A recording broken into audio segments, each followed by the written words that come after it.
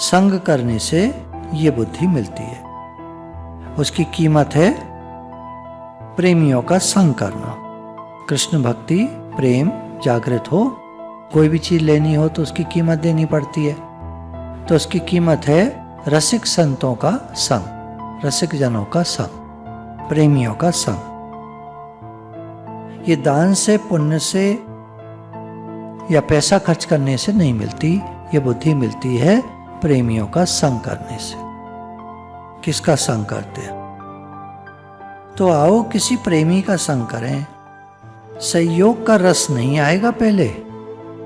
पहले कृष्ण के विरह में जो पीड़ा है वो हृदय में आनी चाहिए। पहले तो विरह आएगा, संयोग का रस तो बाद में आता है। पहले कृष्ण के विरह में जो पीड़ा है, जो दर्द है, वो हृदय में आना चाहिए। कोई गायक था तो गा रहा था तो कोई ज़्यादा पूछता नहीं था, तो उसने अपने दोस्त से पूछा कि मुझे लोग ज़्यादा पसंद क्यों नहीं करते, मैं इतना बढ़िया गाता हूँ पर कोई खास तालियां नहीं बजती, कोई खास ऐसा कोई एप्रिशिएट नहीं करता। तो दोस्त ने कहा तेरे दिल में दर्द है, तू गाता है खाली, गहराई कहाँ है? एक महात्मा कहते थे कि पहले अपने दिल को किसी भक्त के दिल से मिलाओ, किसी भक्त के हृदय के पार्षद बनो। पहले तो किसी के शिष्य बनो, शागिर्द। शागिर्द जो इर्द गिर्द रहता है, पास रहता है, जो वो शागिर्द। जो दूर चला जावे वो शागिर्द थोड़ा ही, वो तो सत्संगी लोग हैं, अपने घर से आते हैं, अपने घर को चले जाते हैं। शागिर्द है जो इर्द गिर्द रहता है, पास में रहता है। अच्छा, अब देखो दुनिया में, संसार में कैसे होता है। किसी धनी के व्यापार में पैसा लगाओ, किसी फैक्ट्री, कोई कंपनी में शेयर खरीदो, तो आप उसके हिस्सेदार हो जाते हो। कहीं दिल लगाते हो तो आप उसके दिल के हिस्सेदार हो जाते हो। तो भक्त के दिल से अपने दिल को मिलाना है। ये क्या है कि जैसे यशोदा मैया के दिल में अपने लाला को दूध पिलाने की इच्छा होती है, जैसे ग्वाले के मन में उनके कंधे पर हाथ रखकर चलने की इच्छा होती है, जैसे गोपी के मन में उनको देखने की इच्छा होती है, वैसे ही हमारे मन में भी कोई तो इच्छा उत्पन्न हो कि उनके साथ संबंध बनाए। कोई तो संबंध बनाना पड़ेगा ना। भगवान मिल जावे, आप किसी रिश्तेदार के पास जाओगे तो वो जरूर मिल जाएगा, और ऐसे दिल्ली चले जाओगे तो कौन मिल जाएगा? रिश्तेदार के पास जाओगे तभी तो मिलेगा। तो संबंध है तभी तो कोई मिलता है। तो भगवान से संबंध बनाओ। तो भक्त के दिल से दिल मिलाओगे तब तुम्हारे अंदर विरह आवेगा। नहीं तो महाराज चले थे हरिभजन को, ओटन लगे कपास। महाराज चौपाटी पर चलते चलते जब भेलपुड़ी वाला दिख जाता है ना, तो लोग खड़े हो जाते हैं, बस यही हमारा ईश्वर है, और भेलपुड़ी खाने लगते हैं। आए थे हरिभजन को, ओटन लगे कपास। ऐसे है दुनिया। आता तो है मनुष्य संसार में, कहीं संत मिल जाएं, गुरु मिल जाएं, तो सत्संग सुनकर भगवान के लिए अभिलाषा भी जागृत होती है, लेकिन संसार की चीजें देखकर वहीं रुक जाता है। तो ऐसे भक्त के साथ दिल मिलाएं जिसके अंदर तड़प होवे, हाय हाय भगवान के बिना हमारा एक एक क्षण निष्फल जा रहा है, भगवान अभी तक नहीं मिले। तड़प जागृत होवे। एक दिन में नहीं होती है, सुनने से नहीं हो जाती है, पर सुनने से ये बात समझ में आती है कि हाँ, कमी कहाँ है, अभी हमारे अंदर में भगवान के लिए तड़प ही नहीं है। अब विरह में तो गोपियां ही आदर्श हैं। कृष्ण के विरह में गोपी के हृदय की जो दशा होती है, वही दशा तुम्हारे हृदय की हो जावे।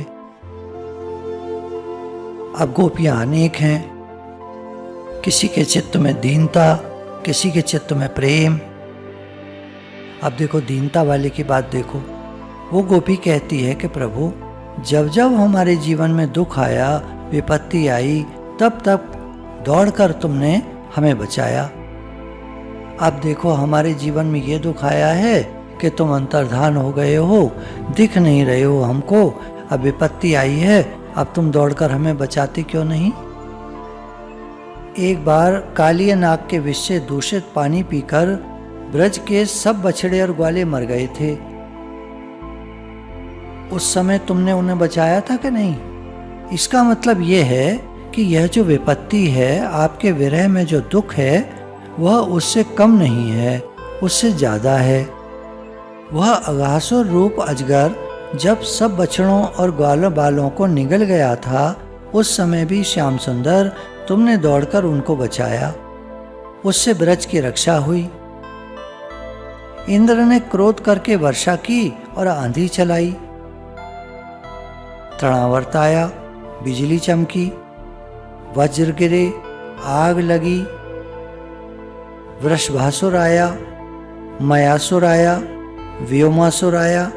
तरह तरह के भय हमारे जीवन में आए, परंतु हे प्राण प्यारे, हे ऋषभ, तुमने बारंबार हमारी रक्षा की। तो जब इन विपत्तियों में, इन दुखों में बचाया हमको तुमने, तो क्या इसी दिन के लिए कि हम तुम्हारे विरह में तड़प तड़प के मर जाएं? तो एक तो ये प्रार्थना हुई कि जैसे और दुखों में तुमने हमको बचाया, वैसे ही इस दुख में भी हमको बचाओ। यह विरहासुर हमको मार रहा है, ये विरहासुर हमको मार रहा है, तो इससे भी तुम ही हमको बचा सकते हो। तुम अपने दर्शनामृत, अपने रूपामृत का पान करा करके हमारी रक्षा कर सकते हो। तो अब इसमें दीनता भी है, चित्त में विरह है और प्रेम है, सब समाहित है। अब देखो दूसरी बात सुनाते हैं। भक्त भी तो कई तरह के होते हैं। एक भक्त वह होते हैं जो मंदिर मंदिर जाते हैं, दूर से फूल फेंका, ऐसा निशाना मारा कि भगवान के शरीर में कहीं जा लगा। वे सोचते हैं कि हमारे पैसे की याद कैसे रहेगी भगवान को, जब तक चोट न लगेगी। तो पैसा फेंक के मारते हैं उनकी तरफ, उनके पैरों की तरफ तो मारते ही हैं, उनके पैर में लग जाता होगा। ऐसे भक्तों की बात नहीं है भैया, ये तो सब ठग हैं। जो सच्चे भक्त होते हैं वे अपनी मृत्यु को कुछ नहीं गिनते। मृत्यु तो प्रेमियों के लिए जैसे मीठी मीठी नींद है। प्रेमी लोग तो कहते हैं कि हमको नींद भी नहीं आती। एक गोपी वर्णन कर रही थी कि सखी, आज मैंने सपना देखा। सपने में श्याम सुंदर आए और उन्होंने मेरी मांग में सिंदूर डाला, मेरे गले में माला पहना दी और कहा कि अरे तुम तो मेरी हो। बड़ा आनंद आया सखी। आज तो सपने में उन प्यारे ने प्रेम प्रकट किया। अब दूसरी गोपी सुनकर वहां से अलग गई। अब सपने में गोपी श्याम सुंदर को देखती है। धन्य है, हमारे तो कृष्ण क्या गए, नींद ने भी वैर साध लिया, कम वक्त वो भी तो नहीं आती। अब नींद ही नहीं आती तो सपना कहाँ से दिखे? री गोपी, तेरे को तो सपना दिखा, तेरे को तो नींद भी आ गई, तूने बड़ा सुंदर सपना देखा, श्याम सुंदर आए, हमको तो नींद ही नहीं आती, सपना कैसे देख? हमको तो सपने में भी अपने प्यारे के दर्शन नहीं होते। कितनी व्याकुलता, कितनी पीड़ा है। ऐसा नहीं कहती कि कृष्ण तुम हमको मृत्यु से बचाने के लिए आओ। मौत को तो प्रेमी लोग अपने लिए वरदान समझते हैं, मृत्यु से नहीं डरते प्रेमी लोग। अगर मृत्यु आ जाए और हमारा शरीर छूट जाए तो हमारा सूक्ष्म शरीर, हमारा जीव तो अवश्य प्रभु के चरणों में जाकर लीन हो जाएगा। उनको ही विश्वास रहता है मृत्यु आवे तो आवे, किसको आएगी? शरीर को आएगी। हम तो प्रभु के चरणों में जाकर लौटेंगे। हमारा तो वो टाइम आ गया जब हम जाकर भगवान से मिलेंगे। इनके सिवाय और जगह ही हमारे जाने के लिए कौन सी है? हम तो 100 बार बुलावें मृत्यु को। अब देखो, यदि हम कालिए नाग के विषैले पानी से मर जाती तो दुनिया में यह बात फैलती कि गलती से गोपों ने बछड़ों ने कालिए नाग से दूषित जल पी लिया और मर गए। अजगर के मुंह में अगर हमारे सगे संबंधी जाते, हम भी चले जाते, तो हमारे मरने का दोष लगता अजगर को। यदि इंद्र हमको मार डालता तो उसका दोष लगता इंद्र को। यदि वृषभासुर मार देता, धर्म के लिए हमको मरना पड़ता, या योगाभ्यास के लिए, समाधि के लिए व्योमासुर से मरना पड़ता, या वेद की रक्षा के लिए मरना पड़ता, केशी से मरते, तो हमारे मरने का दोष इन असुरों पर जाता। लेकिन आज तो श्री कृष्ण, तुमने ऐसी परिस्थिति पैदा कर दी है कि यदि आज हम मर गए तो दुनिया में ये बात फैल जाएगी कि कृष्ण के विरह में तड़प तड़प कर गोपियां मर गईं। कलंक किसको लगेगा? भगवान आपको लगेगा। तो हमने जीवन में तो कोई तुमको सुख पहुंचाया नहीं, तुम्हारी कोई सेवा की नहीं, हमारे जीवन का एक कण भी तुमको सुख पहुंचाने के काम नहीं आया, हाथ से तुम्हारी सेवा नहीं हुई, पांव से तुम्हारे चरणों तक पहुंच नहीं सकी, वाणी से गा गा कर तुमको रिझाया नहीं, और मरने के बाद कलंक का एक टीका और लग गया। हमारे प्रेम का फल यही निकला ना कि हमारे प्रियतम को कलंक का टीका लग गया। अब ये बात क्यों कह रही हैं? क्योंकि पहले कृष्ण ने बांसुरी बजाकर सब गोपियों को बुलाया था, उसके बाद अंतर्धान हो गए। तो अपने विरह में गोपियों को तड़पा तड़पा कर मार डाला श्री कृष्ण ने। तो अब हे कृष्ण, इस तरह से हमको मारना क्या उचित है? हम मरने के लिए तैयार हैं, लेकिन तुमको कलंक लगाकर मरने को राजी नहीं है। यह नहीं समझना कि हम तुम्हारे बिना रो रो कर मर जाएंगी और तुमसे मिले बिना रह जाएंगी। हम पहले तुमसे मिलेंगी तब मरेंगी। की जो बातें होती हैं ना गोपियों की, ये बड़ी विचित्र होती हैं। कोई अगर संसारी अच्छी बुद्धि वाला इनकी बातों को सुनेगा तो अपने बाल खींच के नोच नोच के पागल हो जाएगा। ये बोलती क्या हैं? कभी कुछ बोलती हैं, कभी कुछ बोलती हैं। अरे भाई, दुनिया में एक तरह से बोला जाता है, ये तो सब तरह से बोलती हैं। अब एक दूसरी बात सुनो। भगवान गोपियों की रक्षा करते हैं, किस लिए रक्षा करते हैं? एक एक क्रम से देखो। पहले मिलता है संसार में विश्व निस्रत जल। जल माने रस। जल शब्द का अर्थ जड़ भी है, जड़ पदार्थ, और जल शब्द का अर्थ रस भी है, रसीला। जितना रस संसार में बनता है वह जल से ही बनता है। अगर जीभ पर पानी ना आवे, जल ना आवे, तो कोई चीज रसीली नहीं होगी। सब्जी बनाई, उसमें पानी नहीं डाला तो सूखी बनेगी एकदम। अब कालिय कहते हैं इंद्रियों को, और संसार के विषयों का जो इंद्रियों से संबंध हो गया है उसका नाम है विष। तो संसार के लोग जो हैं उनकी पहली मौत तो यह है कि इंद्रिय और विषयों का संयोग हुआ और उसमें मर गए। ज़्यादा खा गए तो मर गए, ज़्यादा पी गए तो मर गए। अब ऐसे हो जाता है। देखिए, कैंसर तो खैर किसी को भी हो जाए, भगवान की लीला है, पर जो पीते ज़्यादा हैं, खाते ज़्यादा हैं, है ना, तम्बाकू और सिगरेट और सब चीज़ें हैं, उनको कैंसर तो फिर हो ही जाता है, तो मर ही जाते हैं। क्या किया? हे नाथ, हे नाथ, हे। तो ये विषय और इंद्रियों के जो संयोग हैं, इनसे आदमी मरता है, जल्दी मरता है। अब भगवान ने जब कृपा की दृष्टि डाली तब मनुष्य इस मृत्यु से तो बचा। उसके बाद वासना का जो अजगर है, भगवान से विमुक्ता है, वो आकर निगल लेता है। तो वहां भी भगवान वासना बनकर आते हैं, स्वयं अजगर के मुख में घुसते हैं और बचाते हैं। भगवान जब भक्त को बचाते हैं, भक्त के सामने भी बातें आती हैं। ये सारे बताए ना, असुर आए, कालिय नाग आया। अब देवता आता है इंद्र, वह हवा चलाता है, बिजली चमकाता है, वृज गिराता है, आग लगाता है।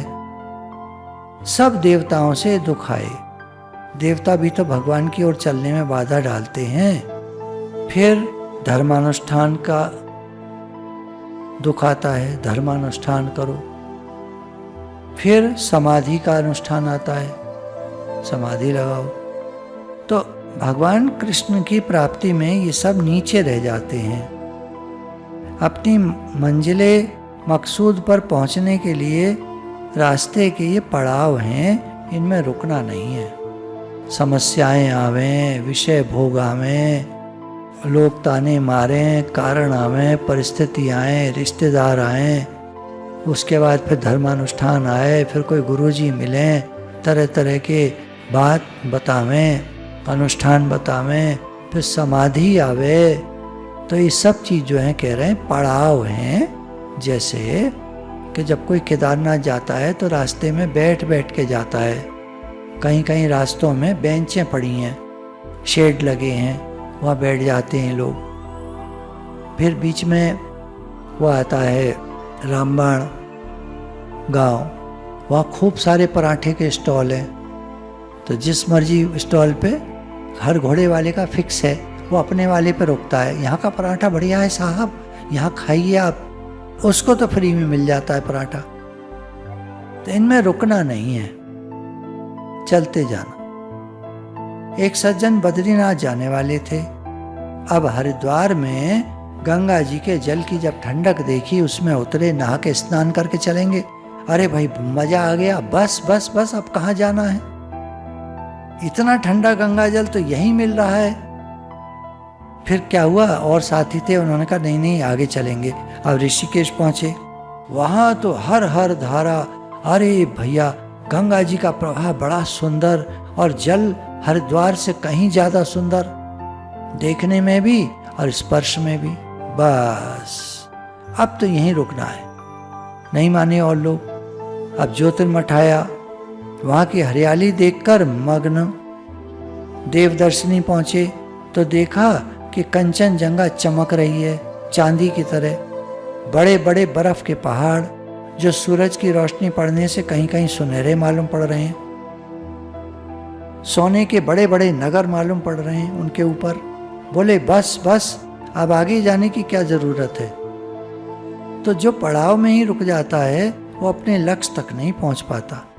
ये सब रुकावटें आती हैं रास्ते में, भगवान ही कृपा करके रक्षा करते हैं।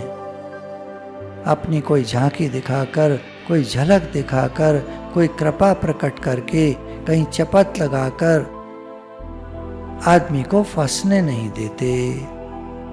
एक पति पत्नी दोनों भक्त थे, बड़ी भक्ति करते थे, दिन रात पूजा में लगे रहे।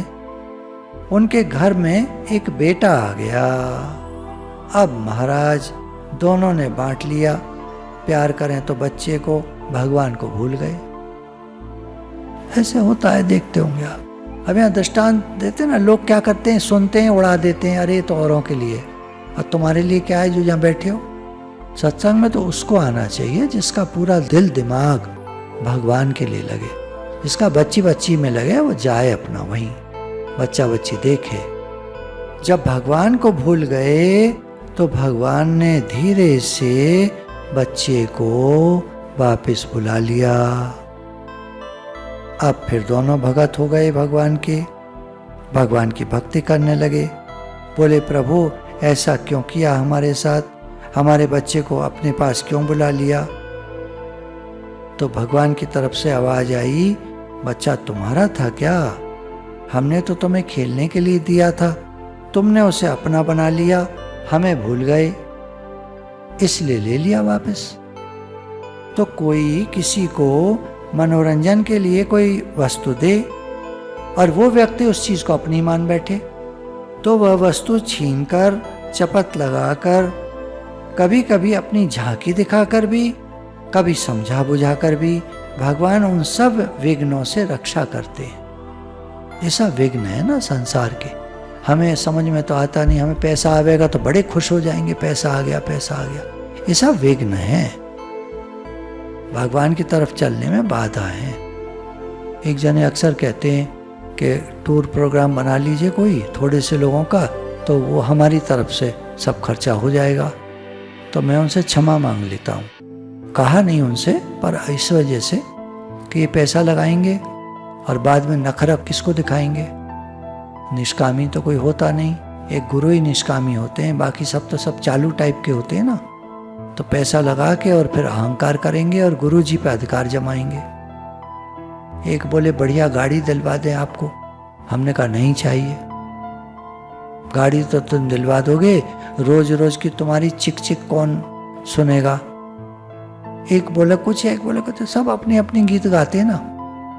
तो भगवान तरह तरह से अपनी तरफ खींचते हैं किसी प्रकार से। बस साधक का एक विश्वास बने रहना चाहिए भगवान पर कि प्रभु हमारा कल्याण करते हैं, किसी भी प्रकार से करते हैं, प्रभु हमारा कल्याण करते हैं। और यही सच्चिदानंद भगवान की जय।